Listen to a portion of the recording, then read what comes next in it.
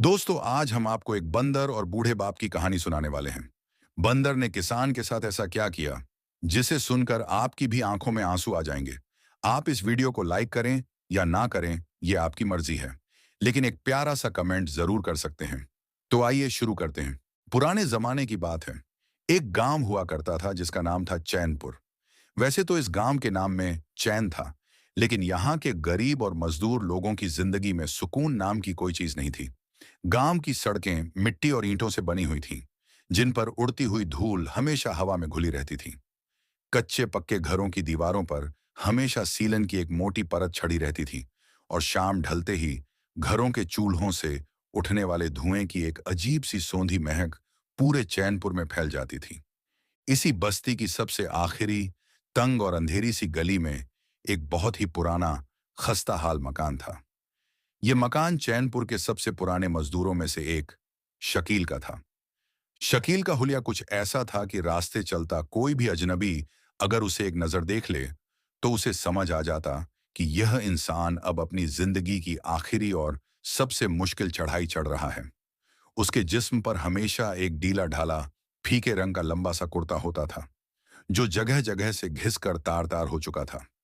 उसके माथे पर झुर्रियों का एक पूरा जाल बिछा हुआ था।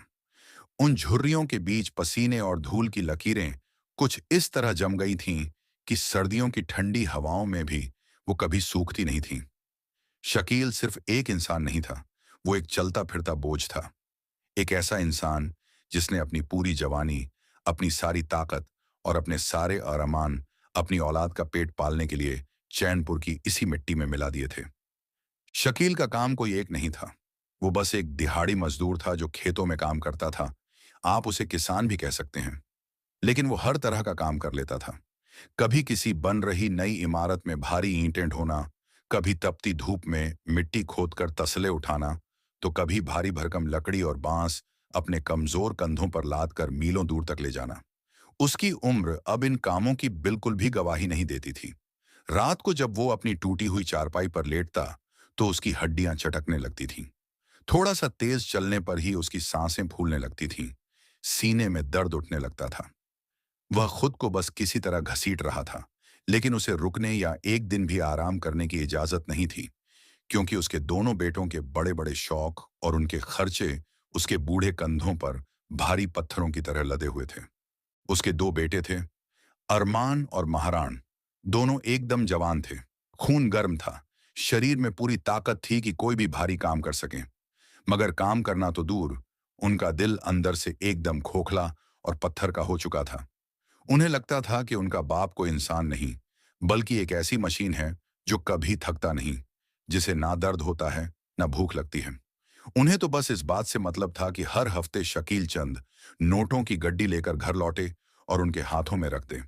उन दोनों को यह कभी नजर नहीं आता था कि उन नोटों को कमाने में उनके बाप की कितनी हड्डियां टूटी हैं, कितने खून के आंसू उसने पिए हैं, और कितनी गालियां उसने ठेकेदारों की सुनी हैं। अब्बा, इस बार मुझे वो नए वाले सफेद जूते लेने हैं। मोहल्ले में मेरे सारे दोस्तों के पास आ गए हैं। बस एक मैं ही उनके सामने फटीचर लगता हूँ। अरमान अक्सर चारपाई पर लेटे लेटे बड़ी बेरुखी से हुक्म चलाता। और अब्बा, मुझे वो कल अपने दोस्तों के साथ घूमने जाना है। मेरे पास कोई भी नया कपड़ा नहीं है। दोस्तों में बड़ी बेइज्जती होती है जब मैं इन पुराने कपड़ों में बाहर निकालता हूँ। कल तक पैसे ला देना। महराण अपने बड़े भाई की बात बीच में ही काटते हुए अपनी फरमाइश घुसेड़ देता। शकील दोनों की बातें सुनता, अपनी सूखी अंदर धंसी हुई आंखों से उन्हें देखता और चुपचाप हामी भर देता। वो उनकी जरूरतें और बेवजह के शौक ऐसे पूरे करता जैसे वो उनका बाप ना होकर कोई खामोश कर्जदार हो, जो अपनी जिंदगी गिरवी रखकर उनका कर्ज चुकाने के लिए काम कर रहा है। शकील की बीवी तो बहुत साल पहले ही इस दुनिया से जा चुकी थी। उसके जाने के बाद शकील ने कभी अपने घर की दीवारें तक नहीं रंगवाईं। घर के कोनों में मकड़ियों ने जाले बना लिए थे। जब कोई पड़ोसी कभी कभार टोकता और कहता, अरे शकील भाई, कभी घर में चूना रोगन ही करवा लो, बहुत वीरान और डरावना लगता है, तो शकील एक फीकी सी मुस्कान के साथ जवाब देता, जिस घर में बच्चों की मां की हंसी ना गूंजे, उस घर में कोई भी रंग पोत दो भाई, सब बदरंग ही लगता है। अब किसके लिए घर सजाऊं?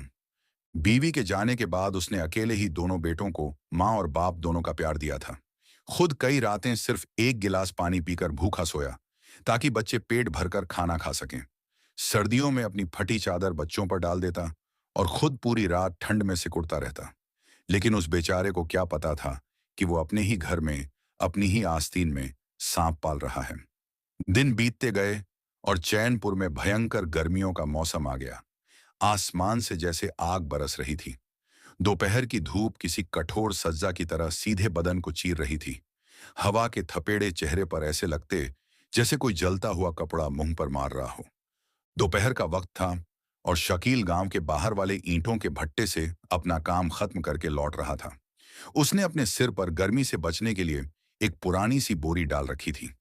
तभी सुनसान कच्चे रास्ते के किनारे चलते हुए उसे कुछ अजीब सी हरकत दिखाई दी। रास्ते के दाईं तरफ कंटीली झाड़ियों के पीछे कुछ हलचल हो रही थी। सूखे पत्तों के कुचलने की आवाज आ रही थी। शकील के थके हुए कदम अचानक रुक गए। उसने अपने सिर से वो धूल भरी बोरी नीचे रखी और कांपते पैरों से धीरे धीरे झाड़ियों की तरफ झुककर देखा। वहां एक बंदर पड़ा था, लेकिन यह चैनपुर के पेड़ों पर उछल कूद करने वाला कोई आम बंदर नहीं लग रहा था। यह बुरी तरह लहूलुहान था। ऐसा लग रहा था जैसे जंगली कुत्तों के किसी खूंखार झुंड ने उस पर हमला कर दिया हो, या फिर किसी जालिम इंसान ने उसे लाठियों से बुरी तरह पीटा हो।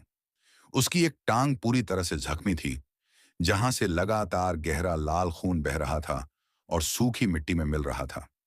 उसके एक बाजू से भी खून टपक रहा था और वहां की खाल उधड़ गई थी। वह दर्द से तड़पते हुए आगे की तरफ भागने की कोशिश कर रहा था, मगर कुछ कदम घिसट कर वो फिर से जमीन पर मुंह के बल गिर पड़ता। बंदर के मुंह से दर्द की सिसकियां निकल रही थीं, मगर वो जोर से चीख नहीं पा रहा था। उसकी आवाज में एक अजीब सी लाचारी और हार थी, बिल्कुल वैसे ही जैसे शकील अपनी पूरी जिंदगी चुपचाप दर्द सहता आया था और कभी किसी के सामने चीखा नहीं था। अचानक बंदर की नजर शकील पर पड़ी। उसकी गोल और भूरी आंखों में कुछ ऐसा था जो एकदम इंसानों जैसा महसूस होता था। एक बेबसी, एक गहरा सवाल और मौत का खौफ। शकील वहीं खड़ा उसे टकटकी लगाए देखता रह गया। एक पल को शकील को लगा कि जैसे वह जख्मी जानवर उससे अपनी नजरों ही नजरों में पूछ रहा हो, क्या इंसानों की इस दुनिया में थोड़ी सी भी तुम्हारे अंदर बाकी है, या तुम भी मुझे मारने आए हो? शकील का दिल बुरी तरह पसीज गया। उसके अंदर का वो बाप जो अपनों से रोज छला जाता था, उस अनजान जानवर के दर्द को देखकर जाग उठा। उसने यह परवाह नहीं की कि उसे घर पहुंचने में देर हो जाएगी या उसके कपड़े खून से सन जाएंगे। उसने अपना पसीने से भीगा गमछा निकाला।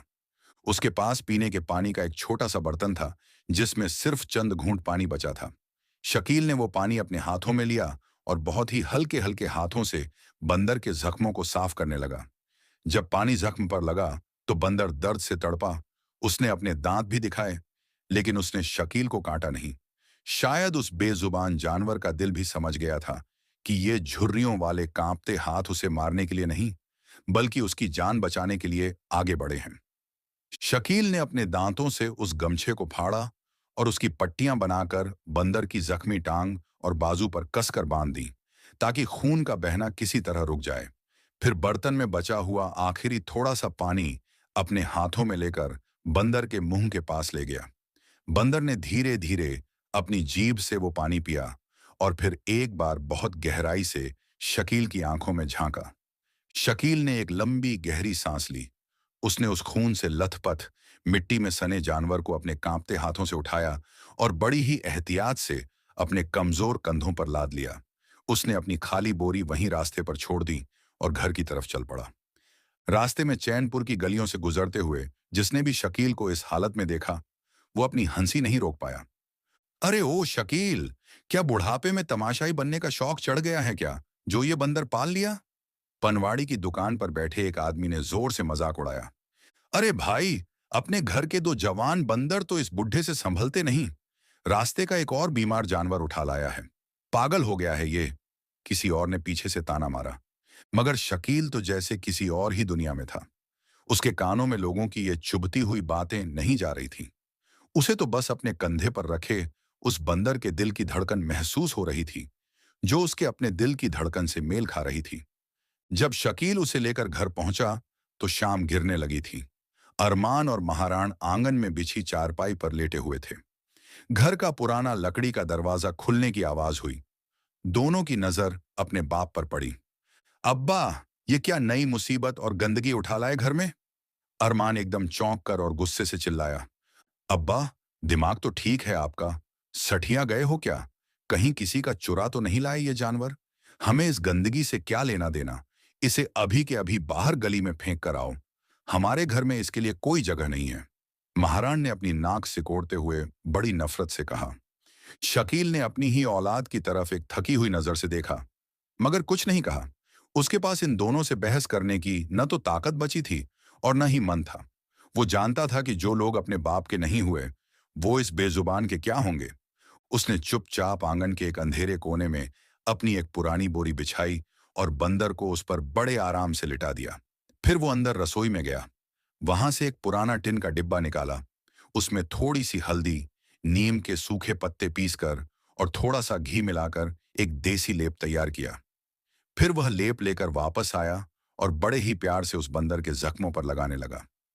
लेप लगते ही बंदर को तेज जलन हुई होगी। वो थोड़ा सा छटपटाया भी, मगर उसके चेहरे पर एक अजीब सा सुकून था। उसे अब शकील से कोई डर नहीं लग रहा था। उस रात जब पूरा घर सो गया, तब आंगन में गहरा सन्नाटा पसरा हुआ था। सिर्फ दूर कहीं से झींगुरों की आवाज आ रही थी। बंदर बोरी पर लेटा था और शकील अपनी उसी पुरानी टूटी हुई खाट पर। शकील के पूरे बदन में आज भयंकर दर्द था। दिन भर की थकावट और ऊपर से बंदर का वजन उठाने की वजह से उसकी कमर टूट रही थी, मगर नींद उसकी आंखों से कोसों दूर थी। वह बस बार बार करवटें बदलता और अंधेरे में उस जख्मी जानवर को देखता रहता। उसके मन में बस एक ही ख्याल घूम रहा था, मेरी खुद की औलाद, जिसके लिए मैंने अपना खून पसीना एक कर दिया, अपने सारे शौक मार दिए, उसने मुझे कभी अपना नहीं समझा। उन्हें मेरे फटे कपड़े और मेरे दर्द से कभी कोई मतलब नहीं रहा। और एक ये अनजान जानवर है जिससे मेरा कोई रिश्ता नहीं, फिर भी यह मेरी सांसों और मेरी नीयत पर इतना भरोसा कर बैठा है। अचानक अंधेरे में कुछ हलचल हुई। शकील ने गौर से देखा। बंदर अपनी जगह से उठा। वह अभी भी लंगड़ा रहा था। वह धीरे धीरे जमीन पर घिसटता हुआ सीधा शकील की खाट के पास आया। शकील थोड़ा हैरान हुआ और उठकर बैठ गया। बंदर ने अपना एक छोटा सा बालों वाला हाथ बढ़ाकर शकील के खुरदरे, मेहनत से घिसे हुए और झुर्रियों वाले हाथ पर रख दिया। उसकी नजरें शकील के चेहरे को अंधेरे में भी ऐसे पड़ रही थीं, जैसे वो बिना बोले ही सब कुछ कह रहा हो। तू भी मेरी तरह अंदर से बहुत जख्मी है ना? लोगों ने तुझे भी बहुत मारा है। कोई बात नहीं, आज से मैं तेरा हूं। उस बेजुबान जानवर के इस छोटे से एहसास ने शकील के अंदर सालों से जमे हुए दर्द का बांध तोड़ दिया। शकील की सूखी आंखों में आंसू तैर गए और गालों से होते हुए उसकी सफेद दाढ़ी में समा गए। काफी सालों के बाद उस बूढ़े बाप के होठों पर एक बहुत ही हल्की सुकून भरी मुस्कान आई थी। उसे लगा जैसे इस वीरान घर में उसे कोई अपना मिल गया है। दिन अपनी रफ्तार से चैनपुर की उन धूल भरी गलियों से गुजरते रहे। वक्त के साथ साथ शकील के लगाए हुए उस देसी लेप और उसके बेइंतहा प्यार ने बंदर के घाव धीरे धीरे भर दिए। अब वो लंगड़ाता कम था और उसकी आंखों में जो पहले मौत का खौफ तैरता था, वो अब पूरी तरह से भरोसे में बदल चुका था। दोनों बेटे अरमान और महाराण रोज सुबह जब सज धज कर घर से निकलते, तो आंगन में बैठे उस बंदर को बड़ी नफरत से घूर कर जाते। कभी मौका मिलता तो उसे लात मारने की कोशिश करते, कभी दूर से उस पर पत्थर फेंक कर डराते, मगर बंदर हमेशा चुप रहता। वो ना उन पर गुर्राता, ना काटने दौड़ता। वो समझ गया था कि ये दोनों इस घर के हैं और वो बस एक मेहमान। वो बस शकील के आसपास ही दुबक कर बैठा रहता। मोहल्ले में अब शकील और उसके बंदर की जोड़ी मशहूर होने लगी थी। गली के कुछ शरारती बच्चे उसे कालू कहकर बुलाते, तो कुछ बिल्ला बंदर कहकर चिढ़ाते। मगर शकील के लिए वह अब सिर्फ एक सड़क का जानवर नहीं रह गया था। इस भीड़ भरी दुनिया में वह उसका अकेला साथी बन गया था। दिन के उजाले में जब कभी शकील काम से जल्दी घर आ जाता, तो बंदर उसके पास ही बैठा रहता। शकील अपनी पुरानी फटी जेब से मुट्ठी भर सूखे चने निकालता, एक दाना खुद चबाता और एक दाना उसे खिलाता। कभी शकील उसके सिर पर प्यार से अपना खुरदरा हाथ फेरता, तो बंदर बहुत ही सुकून से अपनी आंखें बंद करके शकील की गोद में अपना सिर रख देता। जब शाम ढलती और चैनपुर में अंधेरा घिरने लगता तो दोनों आंगन में एक दूसरे के पास ऐसे खामोश बैठते जैसे दो बहुत पुराने दोस्त हों। शकील उसे अपने पुराने दिनों की बातें बताता और बंदर ऐसे सुनता जैसे हर एक लफ्ज उसके दिमाग में छप रहा हो। मगर शकील को यह बिल्कुल भी अंदाजा नहीं था कि इस खामोशी और सुकून के पीछे एक बहुत बड़ा और खौफनाक तूफान पनप रहा है। ऐसा तूफान जो शकील के बचे खुचे वजूद को जड़ से उखाड़ फेंकने वाला था। बंदर को घर आए हुए कुछ ही दिन गुजरे थे। एक दिन शाम को जब शकील ईंटों के भट्टे से बुरी तरह थक कर घर लौटा तो उसने देखा कि अरमान और महारान घर पर नहीं हैं। पहले दिन तो उसने यही सोचा कि जवान लड़के हैं, शायद किसी दोस्त के यहाँ गए होंगे या कोई काम होगा, देर सवेर लौट आएंगे। मगर जब पूरा दूसरा दिन और दूसरी रात भी गुजर गई और दोनों का कोई अता पता नहीं चला तो शकील का दिल बुरी तरह घबराने लगा। एक बाप का दिल आखिर बाप का ही होता है, चाहे औलाद कितनी भी बुरी क्यों ना हो। बिना बताए दो दो रातें घर से गायब रहना, ऐसा उन दोनों ने पहले कभी नहीं किया था। उसने घबराहट में बंदर की तरफ देखा, जैसे उसे पूछ रहा हो, मेरे बच्चे कहाँ हैं? कहीं किसी मुसीबत में तो नहीं फंस गए? बंदर उसे एक तक देखता रहा, फिर पास आकर उसकी टांग से लिपट कर बैठ गया, जैसे उसे दिलासा दे रहा हो कि सब ठीक हो जाएगा।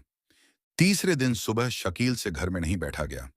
उसने अपनी पुरानी घिसी हुई चप्पलें पहनी, कोने में रखी अपनी लाठी उठाई और बेटों को ढूंढने के लिए निकल पड़ा। आज चैनपुर की गलियों में चलते हुए उसकी चाल में वो रोज वाली थकावट नहीं थी। आज वो एक मजदूर नहीं, बल्कि एक फिक्रमंद बाप था, जो अपनी औलाद की तलाश में पागलों की तरह भटक रहा था। उसकी आंखों में डर था और दिल में एक अजीब सी अनहोनी की आहट महसूस हो रही थी। पूरा मोहल्ला छान मारने के बाद जब वो कहीं नहीं मिले तो शकील भटकते हुए गांव के बाहरी हिस्से में पहुंच गया। वहां आबादी नहीं थी, बस कुछ दूर पर एक बहुत पुराना सूखा हुआ कुआं था, जिसके चारों तरफ बड़ी बड़ी और नुकीली झाड़ियां उग आई थीं। उसी कुएं के पीछे एक टूटी हुई पुरानी दीवार थी, जहां अक्सर गांव के आवारा लड़के ताश खेलने या बीड़ी पीने छुप कर आते थे। शकील जैसे ही उस सूखी झाड़ियों वाले रास्ते पर मुड़ा, उसे किसी के बोलने की हल्की हल्की फुसफुसाहट सुनाई दी। शकील के कदम एकदम रुक गए। उसने अपनी चाल बिल्कुल धीमी कर दी। वह बिना कोई आवाज किए झाड़ियों की ओट में छुप गया और दीवार के टूटे हुए हिस्से से पार देखा। वहां अरमान और महारान बैठे थे। दोनों के कपड़ों पर धूल लगी थी, बाल बिखरे हुए थे, लेकिन उनकी आंखों में एक अजीब सी लालची चमक थी। उनके चेहरे पर ऐसी चमक थी जो शकील ने आज तक कभी नहीं देखा था। उनके बात करने का लहजा इतना सर्द, बेपरवाह और भयानक था कि शकील के पैरों तले जमीन खिसक गई। शकील ने अपनी सांस रोक ली और अपना कान दीवार की तरफ लगा दिया। अब्बा अब बिल्कुल बूढ़ा हो गया है, किस काम का बचा है वो? अरमान ने अपनी जेब से बीड़ी सुलगाते हुए बहुत ही घटिया अंदाज में कहा। अब तो वह ज्यादा कमाता भी नहीं है, बस घर में बैठा बैठा खांसता रहता है और हमारे खर्चे पूरे नहीं कर पाता। और ऊपर से वो मनहूस जानवर, हद होती है किसी जंगली बंदर को इतनी अहमियत देने की। महाराण ने जमीन पर थूकते हुए अपने भाई की बात में हामी भरी। देखा नहीं तूने अरमान भाई, कल को अगर हम उस बुढ़े से कुछ कहेंगे या पैसे मांगेंगे तो वो अपनी सारी की सारी बचत जो उसने उस टीन की पेटी में हमारे लिए छुपा कर रखी है, वो किसी और के नाम कर देगा या उस जानवर के खाने पीने पर लुटा देगा। अरमान की आंखों में वो भयानक साया तैरने लगा जो इंसान के अंदर लालच के हद से ज्यादा बढ़ने पर आता है।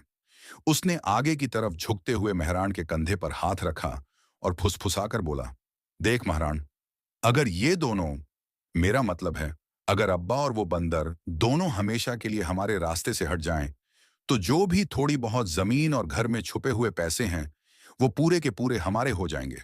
फिर हमें किसी के आगे हाथ नहीं फैलाने पड़ेंगे और हम शहर जाकर ऐश करेंगे। पर यह होगा कैसे? अगर किसी को शक हो गया तो? महाराण ने थोड़ा घबराते हुए पूछा। शक किसी को नहीं होगा। उस मनहूस बंदर को तो मैं एक ही बार में खाने में कुछ मिलाकर दे दूंगा या लाठी से पीट कर बाहर फेंक दूंगा। और अब्बा को धीरे धीरे कोई ऐसी तेज दवा देंगे कि वो बीमार पड़ें और चुपचाप मर जाए। किसी को कानो कान खबर नहीं होगी। मोहल्ले वाले यही कहेंगे कि उम्र हो गई थी, बुढ़ापे और बीमारी की वजह से चल बसा। अरमान ने अपने सूखे होंठों पर जीभ फेरते हुए बड़ी बेदर्दी से अपनी भयानक साजिश का खुलासा किया। दीवार और झाड़ियों के पीछे खड़े शकील का दिल जैसे किसी ने अपनी मुट्ठी में लेकर जोर से निचोड़ दिया हो। उसकी सांसें गले में अटक गईं। उसे लगा जैसे उसके कानों में किसी ने खौलता हुआ सीसा डाल दिया है। जिन बेटों के लिए उसने अपनी जवानी राख कर दी, जिनके लिए उसने अपनी खुशियों का गला घोंटा, अपने पसीने को खून बनाकर बहाया, आज वही बेटे कुछ पैसों और जमीन के टुकड़े के लिए उसकी मौत का सौदा कर रहे थे। एक पल के लिए शकील को लगा कि वो वहीं चक्कर खाकर मिट्टी में गिर जाएगा। खून का रिश्ता आज उसके सामने झर में बदल चुका था। उसने कांपते हुए अपने दोनों हाथों से अपना मुंह कसकर ढक लिया, ताकि उसके रोने की या चीखने की आवाज किसी भी तरह बाहर न निकल जाए। उसकी अंदर धंसी हुई आंखों से आंसुओं का ऐसा सैलाब बह निकला जो रुकने का नाम नहीं ले रहा था। उसने एक कदम पीछे हटाया, फिर दूसरा, और फिर बिना कोई आहट किए वहां से चुपचाप वापस मुड़ गया। उस वक्त वो गली में चलता हुआ कोई जीता जागता इंसान नहीं लग रहा था, बल्कि एक जिंदा लाश लग रहा था। एक ऐसा बाप जिसकी पीठ में खंजर किसी दुश्मन ने नहीं, बल्कि उसके खुद के बेटों ने घोंपा था। शकील लड़खड़ाते कदमों से घर लौटा। दरवाजे के पास ही बंदर उसका इंतजार कर रहा था। जैसे ही शकील अंदर दाखिल हुआ, बंदर उसकी हालत देखकर तुरंत समझ गया कि कुछ बहुत बुरा हुआ है। जानवर इंसानों से ज्यादा जज्बात समझते हैं। वह भागकर शकील के पास गया और उसकी टांग पकड़ ली। शकील वहीं जमीन पर ठंडी मिट्टी पर धड़ाम से बैठ गया। उसने अपना सिर दीवार से टिका लिया और खाली नजरों से छत की तरफ देखने लगा। तुझे क्या पता कि बेटा किसे कहते हैं? शकील की आवाज में एक ऐसा भारी दर्द था जो पहाड़ों को भी रुला दे। उसने अपनी सूखी आंखों से बंदर की तरफ देखा। मैंने अपने हिस्से की रोटियां काटकर उन्हें खिलाई और आज वो मेरी ही हड्डियां चबाना चाहते हैं। बंदर धीरे से रेंगता हुआ शकील के बिल्कुल करीब आया और उसकी गोद में अपना सिर रख दिया। उसने अपने छोटे छोटे खुरदरे हाथों से शकील के चेहरे से गिरते आंसुओं को पोंछने की कोशिश की। आज बंदर भी बहुत उदास था, जैसे वह भी शकील की खामोशी से समझ गया हो कि आज इस घर में सब कुछ खत्म हो चुका है। अब यहां उनके लिए कोई जगह नहीं बची। उस रात शकील के घर में चूल्हा नहीं जला, न कोई रोटी बनी, न पानी उबला। शकील बस अंधेरे में बैठा रहा, लगातार उस बंदर के सिर पर हाथ फेरता रहा। उसका दिमाग पूरी तरह सुन्न हो चुका था। आधी रात गुजर चुकी थी। अचानक दरवाजे पर हल्की सी आहट हुई। दोनों बेटे घर वापस आ गए थे। दरवाजा बिना कुंडी के बस ऐसे ही भिड़ा हुआ था। अंदर आंगन के एक कोने में एक पुरानी चटाई पर शकील लेटा हुआ था। उसके सिरहाने की तरफ वो वफादार बंदर बैठा था, जिसकी नजरें दरवाजे पर गड़ी हुई थीं। कोई भी हलचल होते ही बंदर बिल्कुल चौकन्ना हो जाता था। अरमान और महाराण दबे पांव अंदर आए। कमरे में घुप अंधेरा था। अरमान ने महाराण का हाथ दबाया और बहुत ही आहिस्ता से फुसफुसाकर कहा, लगता है सो गया है बुढ़ा। यही सबसे सही मौका है। बस एक बार में काम तमाम कर देंगे। बुढ़ापा वैसे भी बोझ ही होता है। हम इसका बोझ हमेशा के लिए हल्का कर रहे हैं। चल अंदर। महाराण ने गहरी सांस ली और अपनी आंखों में पूरी कठोरता और बेशर्मी भर ली। मगर जैसे ही दोनों शकील की चटाई की तरफ अपना पहला कदम आगे बढ़ाने लगे, शकील ने अचानक अपनी आंखें खोल दी। वह सोया नहीं था, वह जाग रहा था। उसने अपनी सूखी और गहरी आंखों से अपने दोनों बेटों को अंधेरे में देखा। उन आंखों में अब कोई डर नहीं था, मौत का कोई खौफ नहीं था, और हैरानी की बात तो यह थी कि उनमें कोई शिकायत या गुस्सा भी नहीं था। बस एक थका हुआ, मरा हुआ सा सन्नाटा था। शकील ने एक लफ्ज़ नहीं कहा। वह बस चुपचाप लेटे लेटे उन्हें घूरता रहा। जब एक बाप चुप रहकर बहुत देर तक अपनी कातिल औलाद को घूरता है, तो सामने वाले का अंदर तक सब कुछ कांप जाता है। अरमान के कदम वहीं के वहीं जम गए। उसकी नजरें शकील की झुर्रियों में छिपे उस खौफनाक सन्नाटे से टकराईं और वह बुरी तरह घबरा गया।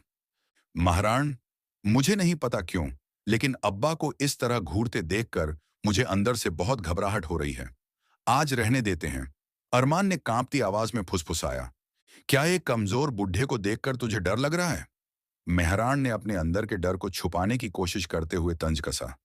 भूल गया हमारी बात, पीछे मत हटा अब। मगर अरमान की हिम्मत जवाब दे गई थी। दोनों के हाथ कांप रहे थे। शकील धीरे से चटाई से उठकर बैठ गया। उसने अभी भी कुछ नहीं कहा। उसने बस अपना हाथ उठाया और अपने पास बैठे उस बेजुबान बंदर की पीठ सहलाने लगा। यह खामोशी उन दोनों बेटों के लिए किसी भयानक और जानलेवा सज्जा से कम नहीं थी।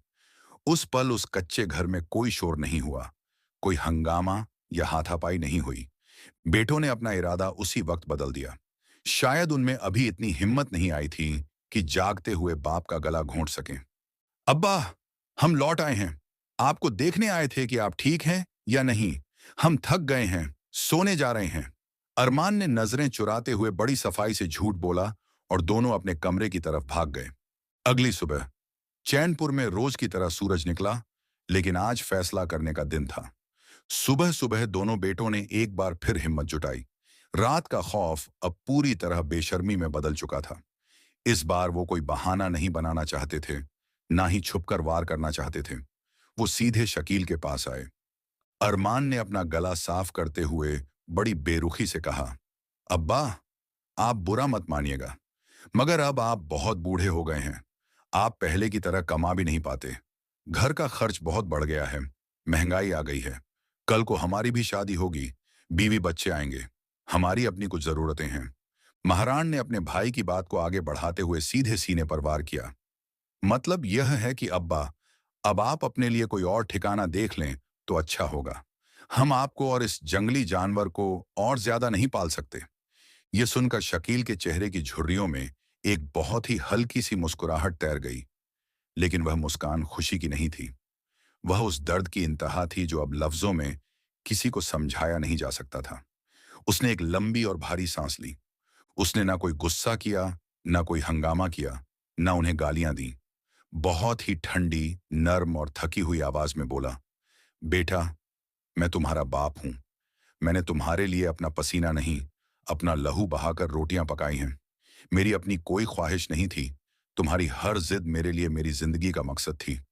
लेकिन आज मैं अच्छी तरह समझ गया हूं, जिस घर में इंसान की बूढ़ी हड्डियों की कोई कदर ना हो, वहां उस इंसान का सांस लेना भी औलाद को बोझ लगने लगता है।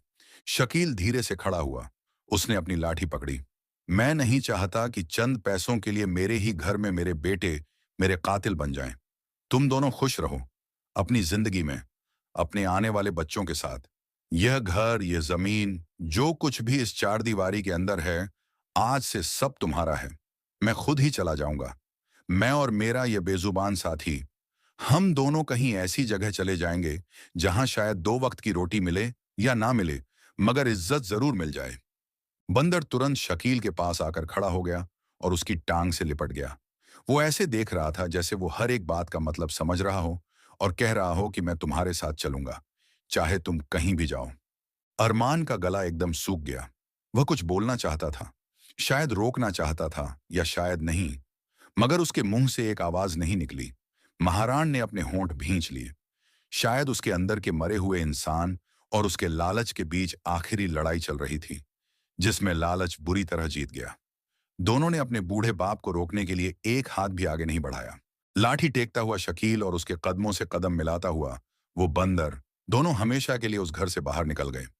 उस दिन शकील और वो बंदर चैनपुर की उन जानी पहचानी गलियों से हमेशा के लिए गुजर रहे थे। सुबह का वक्त था। लोग अपने घरों के बाहर चबूतरों पर बैठे थे। कोई चाय पी रहा था, कोई बीड़ी सुलगा रहा था। शकील को एक पुरानी सी झोली कंधे पर लटकाए और लाठी टेकते हुए देखकर हर कोई चौंक रहा था। उसके साथ साथ चुपचाप चल रहे उस बंदर को देखकर लोगों की हैरत और बढ़ गई थी। अरे, ये तो शकील है ना? और साथ में इसका वो बंदर, इतनी सुबह सुबह अपना बोरिया बिस्तर लेकर कहाँ जा रहा है? इसे क्या हुआ? पनवाड़ी की दुकान पर खड़े लोगों में खुसुर फुसुर शुरू हो गई, मगर किसी ने आगे बढ़कर शकील का रास्ता नहीं रोका। किसी ने उसका हाथ पकड़कर यह पूछने की जहमत नहीं उठाई कि शकील भाई, क्या बात है? तुम रो क्यों रहे हो? तुम्हारी आंखों में ये आंसू कैसे? शकील भी बिना किसी की तरफ देखे अपनी गर्दन झुकाए बस आगे बढ़ता जा रहा था। अपने ही खून से इतना खौफनाक धोखा खाने के बाद शकील अपनी पुरानी झोली और उस वफादार बंदर को लेकर चैनपुर गांव से बहुत दूर निकल चुका था। दोपहर होते होते सूरज आसमान से जैसे आग उगलने लगा। कच्ची और पथरीली सड़क पर शकील की घिसी हुई चप्पलें उसके पैरों को छिल रही थीं। उसके माथे से पसीना बहकर उसकी गहरी झुर्रियों में समा रहा था और उसकी सफेद दाढ़ी को भिगो रहा था। उम्र का भारी बोझ और ऊपर से अपनी ही औलाद के दिए हुए गम ने उसकी कमर को और भी ज्यादा झुका दिया था। शकील के कदम धीरे धीरे और बहुत मुश्किल से उठ रहे थे। उसके ठीक बगल में वो बंदर बिल्कुल चुपचाप चल रहा था।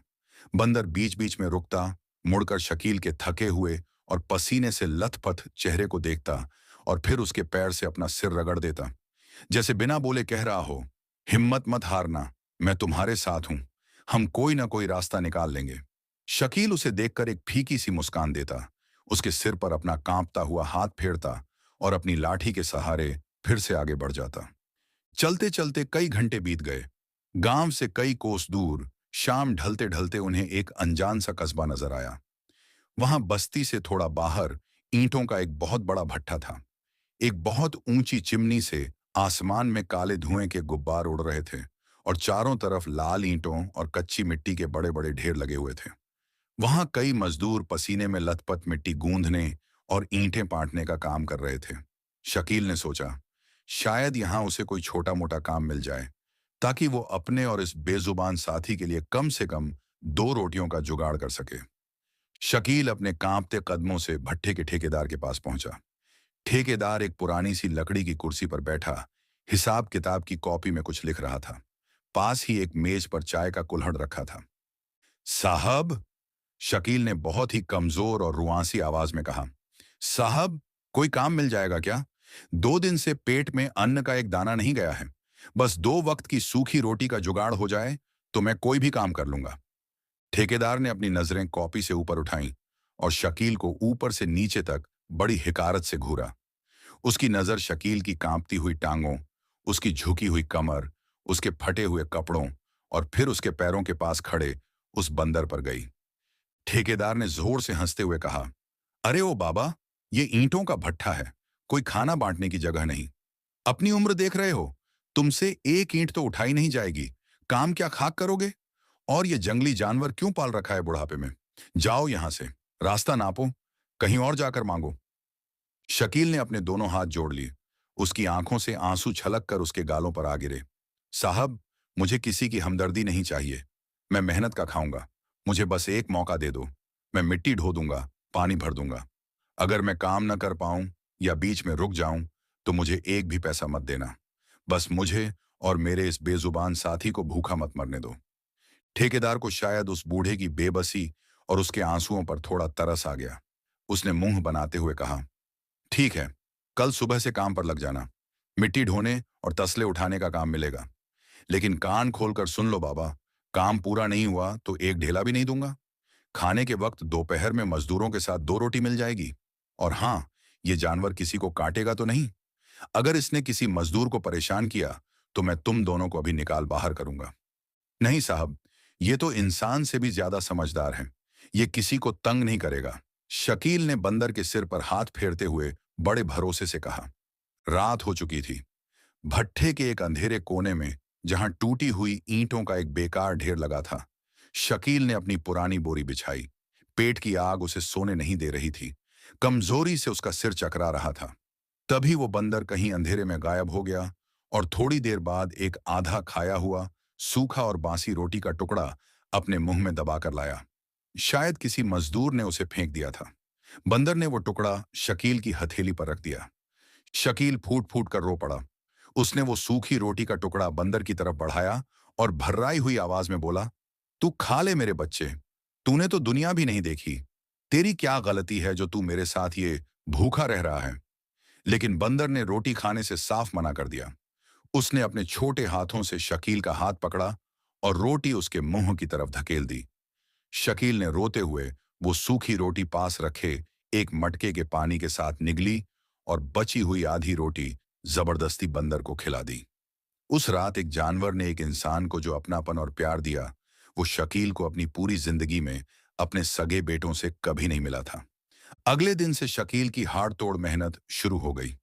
ईंट भट्ठे की तपती भट्टी के पास काम करना किसी हट्टे कट्टे और जवान आदमी के लिए भी मुश्किल होता है। फिर शकील तो एक बेहद कमजोर और भूखा बूढ़ा था।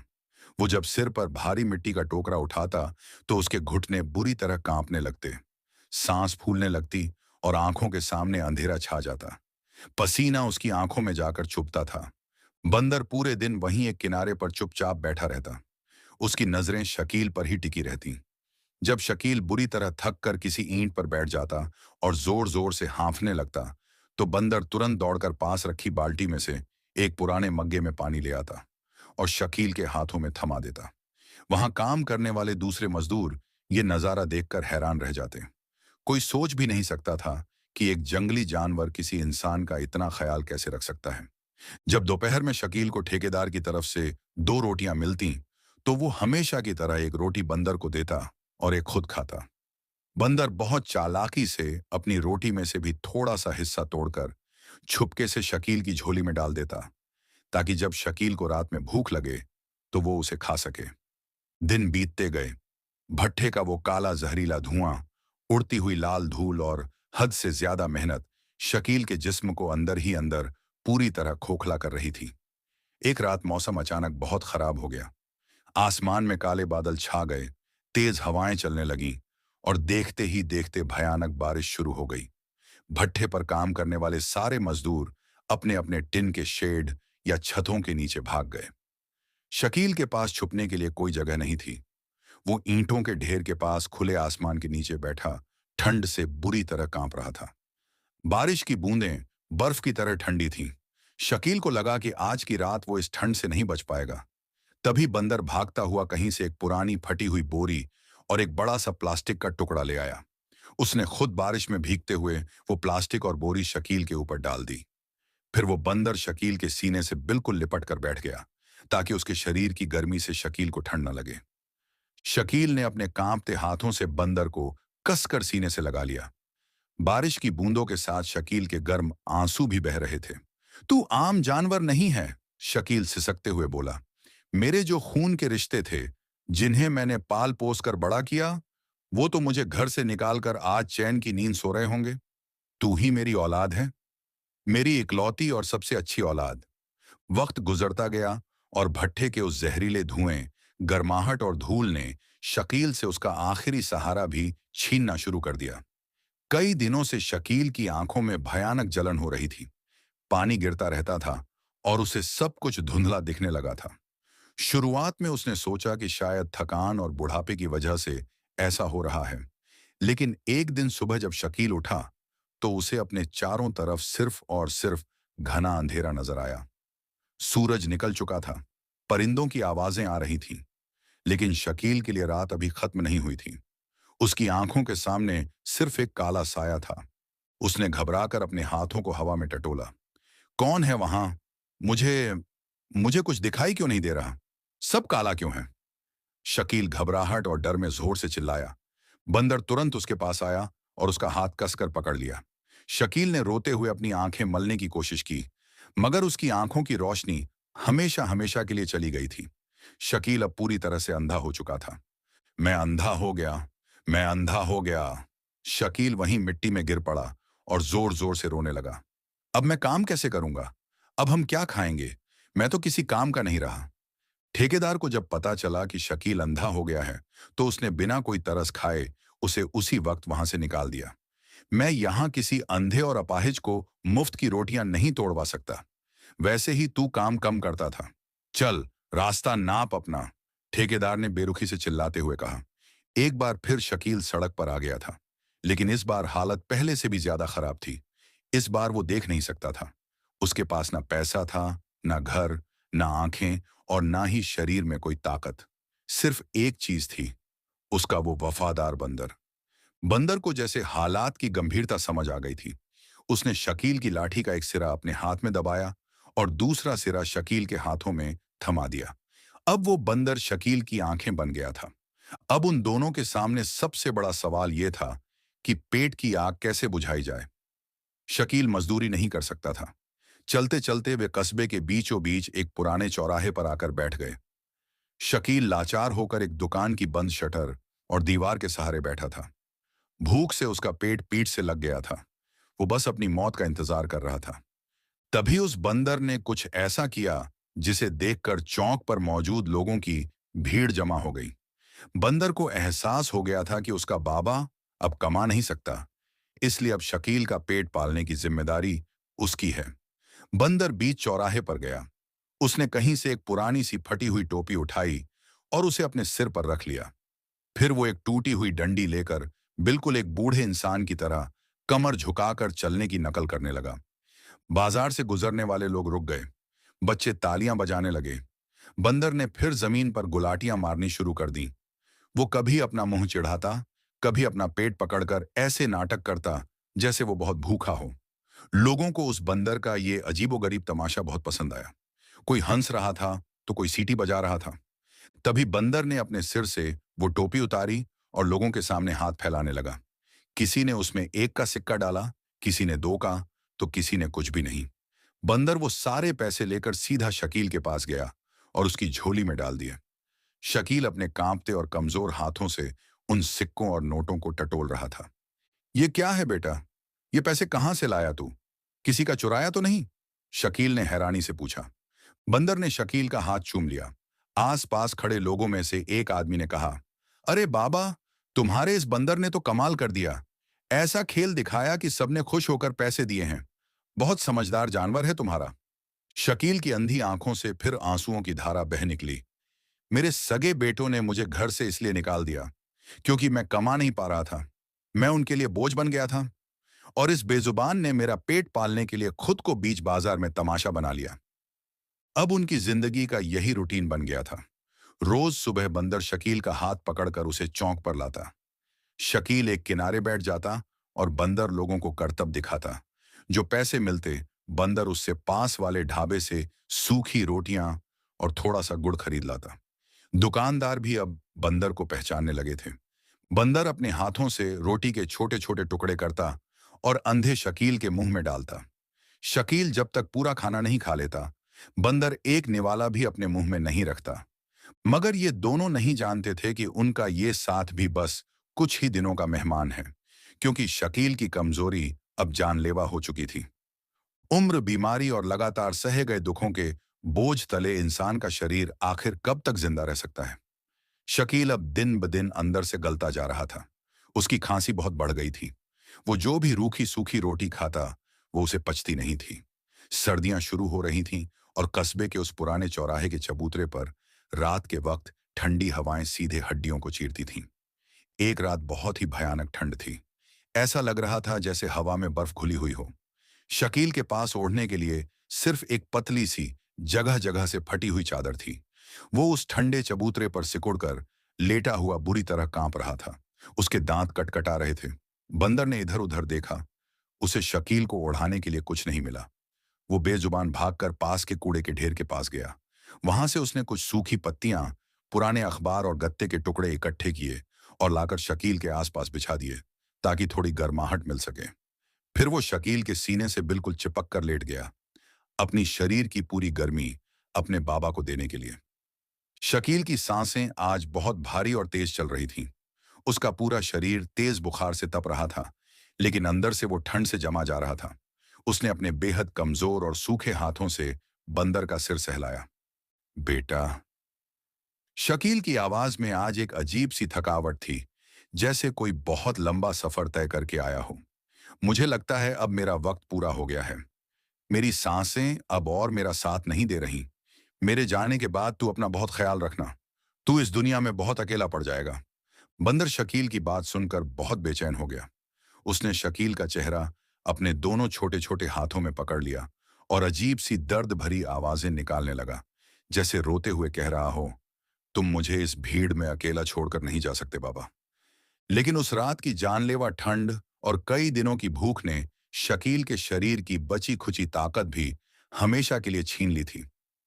अगली सुबह जब सूरज की पहली किरण उस चबूतरे पर पड़ी, तो बंदर अपनी जगह से उठा। उसने देखा कि शकील बाबा आज रोज की तरह उठकर बैठे नहीं हैं। वो बिल्कुल सीधे लेटे हुए थे और उनके हाथ एकदम बर्फ की तरह ठंडे पड़ चुके थे। बंदर ने अपने हाथों से शकील का चेहरा छुआ। उसने उनके गालों को थपथपाकर उन्हें हिलाने की कोशिश की, लेकिन शकील बाबा के शरीर में कोई हलचल नहीं हुई। बंदर बुरी तरह घबरा गया। वो दौड़कर पास की एक टूटी हुई नाली के किनारे गया। वहां एक पुराने प्लास्टिक के कप में थोड़ा सा साफ पानी जमा था। वो उस पानी को लेकर आया और अपने हाथों से शकील बाबा के सूखे होठों पर पानी की चंद बूंदें टपकाईं, लेकिन कोई हरकत नहीं हुई। उनकी अंधी आंखें हमेशा के लिए बंद हो गईं और उनकी आखिरी सांस उस सर्द हवा में हमेशा के लिए घुल गई। एक इंसान, एक बाप, जिसने अपनी पूरी जिंदगी सिर्फ दूसरों के लिए पसीना बहाया, वो आज बीच सड़क पर भूख और ठंड से तड़प तड़प कर दुनिया छोड़ गया था। बंदर एक पल के लिए एकदम सुन्न खड़ा रह गया। उसने अपना कान शकील बाबा के सीने पर रखा। वहां कोई धड़कन नहीं थी, बस एक भयानक सन्नाटा था।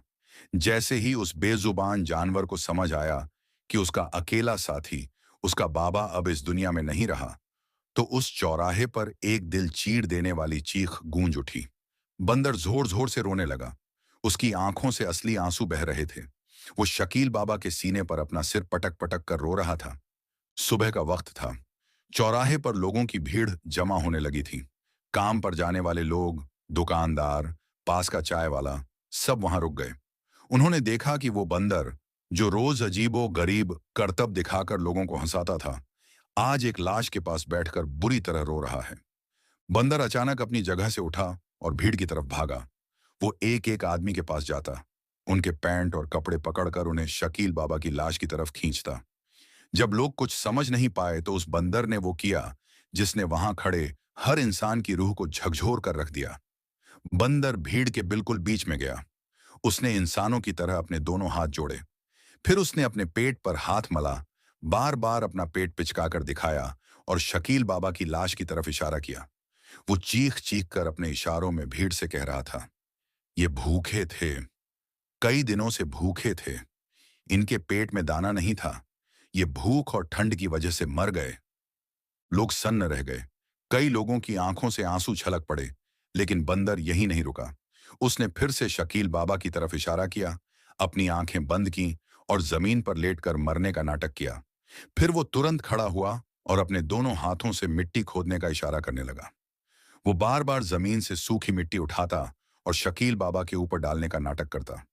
वो बेजुबान जानवर इंसानों से रो रो कर भीख मांग रहा था, इन्हें इन ठंडी सड़कों पर लावारिस मत छोड़ना।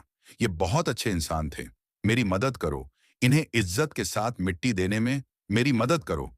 वहां खड़ा चाय वाला फपक फपक कर रो पड़ा। अरे भाइयों, ये जानवर होकर भी इस बाबा का दर्द समझ गया, और हम इंसान होकर भी इतने अंधे हो गए कि हमें पता ही नहीं चला कि ये बाबा हमारे सामने रोज भूख से मर रहा था। चाय वाले ने अपने गले का गमछा निकालकर शकील बाबा के चेहरे पर डाल दिया। चलो भाइयों, इस बाबा को ऐसे लावारिस नहीं छोड़ेंगे, इसकी मिट्टी हम देंगे, एक दुकानदार ने आगे बढ़कर कहा। पूरे मोहल्ले के लोगों ने आपस में चंदा इकट्ठा किया। शकील बाबा को पूरे सम्मान के साथ पास की एक खाली जगह पर ले जाया गया और उन्हें मिट्टी दी गई। जब शकील बाबा को मिट्टी दी जा रही थी तो वो बंदर भी वहीं सिर झुकाए खड़ा था। उसने भी अपने छोटे छोटे हाथों से 2 मुट्ठी मिट्टी उठाई और बाबा की उस कच्ची ढेरी पर डाल दी। इसके बाद वो बंदर वहां से कहीं नहीं गया। वो बस उसी कच्ची मिट्टी की ढेरी के पास खामोश बैठ गया। दूसरी तरफ चैनपुर गांव में जहां शकील बाबा का घर था, वहां लालच और धोखे की एक बहुत भयानक कहानी अपना आखिरी रंग दिखा रही थी। शकील बाबा को घर से धक्के मारकर निकालने के बाद अरमान और महरान बहुत खुश थे। उन्हें लगता था कि अब उन पर कोई रोक टोक नहीं है, पूरी आजादी है। एक रात दोनों भाई शकील बाबा के उस पुराने कमरे की तलाशी ले रहे थे। दीवार की एक ईंट कुछ ढीली लग रही थी। जब उन्होंने उसे हटाया तो दीवार के पीछे छुपाई हुई एक पुरानी टिन की पेटी मिली। जब दोनों ने उसे जमीन पर पटक कर तोड़ा तो उसमें कुछ सिक्के निकले। ये वो बचत थी जो शकील बाबा ने अपनी मजदूरी के पैसों से अपनी जरूरतें मारकर एक एक रुपया जोड़कर अपने बेटों की मुश्किल घड़ी के लिए छुपा रखी थी। पैसा देखते ही दोनों भाइयों की आंखों में लालच का वो भयानक कीड़ा जाग गया। ये सारे पैसे मेरे हैं, मैं बड़ा हूं, इस घर पर और इन पैसों पर सिर्फ मेरा हक है। अरमान ने पैसों की गड्डियां अपनी तरफ खींचते हुए कहा। तेरा हक कैसे है? अगर मैं उस बुढ़े को घर से निकालने की बात नहीं करता तो ये पैसे हमें आज कभी नहीं मिलते। इसमें से बिल्कुल आधा हिस्सा मेरा है। महाराण ने गुर्राते हुए अरमान का हाथ झटक दिया। दोनों के बीच बहस शुरू हो गई। बात गालियों से होते हुए हाथापाई तक पहुंच गई। पैसों की हवस ने सगे भाइयों को एक दूसरे का खून का प्यासा दुश्मन बना दिया था। गुस्से में पागल हुए अरमान ने कमरे के कोने में रखा एक भारी डंडा उठाया और पूरी ताकत से महाराण के सिर पर दे मारा। महाराण का सिर बुरी तरह फट गया और खून का फव्वारा बहने लगा। दर्द और गुस्से से बौखलाए महाराण ने पास ही कमरे में रखी मिट्टी के तेल की बोतल उठाई और अरमान के ऊपर फेंक दी। हाथापाई में कमरे में जल रहा कांच का लालटेन जमीन पर गिरकर टूट गया। मिट्टी का तेल पूरे फर्श पर और अरमान के कपड़ों पर फैल चुका था। पलक झपकते ही लालटेन की आग ने पूरे कमरे और अरमान को अपनी भयानक चपेट में ले लिया। आग की लपटें इतनी तेज और ऊंची थीं कि दोनों भाइयों को दरवाजे से बाहर भागने का मौका ही नहीं मिला। पैसे! मेरे पैसे जल रहे हैं!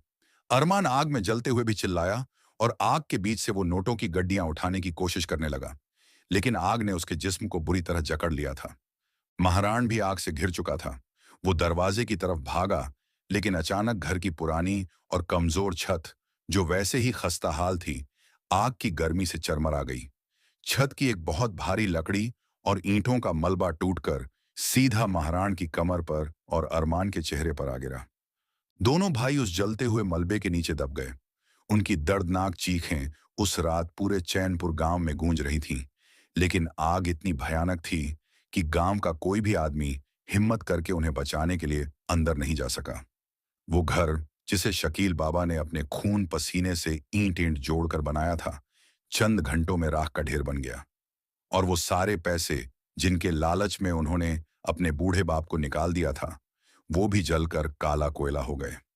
अगली सुबह जब आग बुझी और गांव वालों ने उन्हें मलबे से बाहर निकाला, तो उनकी हालत देखकर लोगों के रोंगटे खड़े हो गए।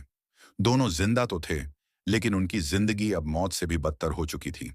छत की भारी लकड़ी गिरने की वजह से महाराण की रीढ़ की हड्डी पूरी तरह टूट चुकी थी। उसके दोनों पैर हमेशा के लिए लकवाग्रस्त हो गए थे। अब वो जिंदगी भर अपने पैरों पर खड़ा नहीं हो सकता था। और अरमान, छत का जलता हुआ हिस्सा सीधा उसके चेहरे पर गिरा था। उसका चेहरा बुरी तरह झलकर खौफनाक और डरावना हो गया था, और आग की भयंकर गर्मी ने उसकी दोनों आंखों की रोशनी हमेशा के लिए छीन ली थी। वो अब पूरी तरह से अंधा हो चुका था, बिल्कुल वैसे ही जैसे उसने अपने अंधे बाप को सड़कों पर धक्के खाने के लिए छोड़ दिया था। चूंकि घर जलकर खाक हो चुका था और उनका कोई रिश्तेदार नहीं था, चैनपुर के गांव वालों ने भी उन दोनों से हमेशा के लिए मुंह मोड़ लिया। जैसी करनी वैसी भरनी। इन्होंने अपने बूढ़े बाप के साथ जो जुल्म किया, ये उसी का अंजाम है। इन्हें इस गांव में मत रहने दो, ये मनहूस हैं। गांव के एक बुजुर्ग ने फैसला सुनाया। दोनों भाइयों को गांव से बाहर निकाल दिया गया। अब उनकी हालत ये थी कि महाराण अपने लकवाग्रस्त पैरों को जमीन पर घसीटता था और अंधा अरमान उसका कंधा पकड़कर चलता था। दोनों दर-बदर सड़कों पर कीड़ों की तरह भीख मांगने लगे। गर्मियों की एक भयानक दोपहर थी। आसमान से आग बरस रही थी। दोनों भाई भूख से तड़प रहे थे। उनके पेट में 4 दिन से दाना नहीं गया था। भटकते भटकते वो उसी चौराहे पर पहुंच गए जहां कभी शकील बाबा और वो बंदर बैठा करते थे। बाबूजी, कुछ खाने को दे दो, बहुत भूख लगी है, हम मर जाएंगे। अंधा अरमान अपने जले हुए हाथ फैलाकर भीख मांग रहा था। महाराण के घावों पर मक्खियां भिनभिना रही थीं। लोग उनके डरावने चेहरों को देखकर उनके पास से गुजर जाते। कोई उन्हें दुत्कार देता, कोई दूर से ही डंडा दिखाकर भगा देता। किसी ने उन्हें सूखी रोटी का एक टुकड़ा तक नहीं दिया। उस भयानक भूख, चिलचिलाती धूप और लोगों की गालियों के बीच उन दोनों भाइयों को अचानक अपने अब्बा का वो झुर्रियों वाला, आंसुओं से भीगा चेहरा याद आ गया। उन्हें याद आया कि कैसे उनका बाप अपना पेट काटकर, खुद भूखा सोकर उन्हें खाना खिलाता था। महाराण फपक फपक कर रोने लगा। उसने अपना सिर वहीं गर्म जमीन पर पटक दिया। अरमान भाई, ये अब्बा के दिल से निकली हुई आह है जो हमें खा गई। हमने उन्हें भूख से मरने के लिए सड़कों पर छोड़ दिया था। आज हमारी भी बिल्कुल वही हालत है। कोई गली का कुत्ता भी हमें रोटी नहीं दे रहा। ये हमारी ही करनी का फल है। अरमान अपनी अंधी आंखों से आंसू बहाते हुए सिसक रहा था। हम बर्बाद हो गए महाराण। हमने अपना घर नहीं, अपनी जिंदगी खुद जलाई है। दोनों भाई जिंदगी भर सड़कों पर कीड़ों की तरह रेंगते रहे, भूख से तड़पते रहे और लोग उन्हें दुत्कारते रहे। उन्हें अपने किए की ऐसी भयानक सजा मिली जिसे देखकर कोई भी इंसान कांप जाए। और दूसरी तरफ, उसी कस्बे के बाहर, उस कच्ची मिट्टी की ढेरी के पास आज भी वो बंदर बैठा रहता है। लोग वहां से गुजरते हैं, उस बंदर को खाने के लिए केले या रोटी देते हैं, लेकिन वो बंदर वो खाना खुद नहीं खाता। वो उस रोटी को मिट्टी की ढेरी के पास रख देता है और खामोशी से देखता रहता है, जैसे उसे आज भी लगता हो कि उसका शकील बाबा अंदर से उठेगा और उसके हाथ से वो रोटी खा लेगा। शकील बाबा तो इस दुनिया से चले गए, लेकिन लोगों को ये बता गए कि जो बाप अपनी औलाद के लिए सब कुछ लुटा देता है, कई बार वही औलाद उसका सबसे बड़ा दर्द बन जाती है। दोस्तों, आज की वीडियो में इतना ही। इसे लाइक करना ना भूलें और चैनल को सब्सक्राइब करें और घंटी दबाएं।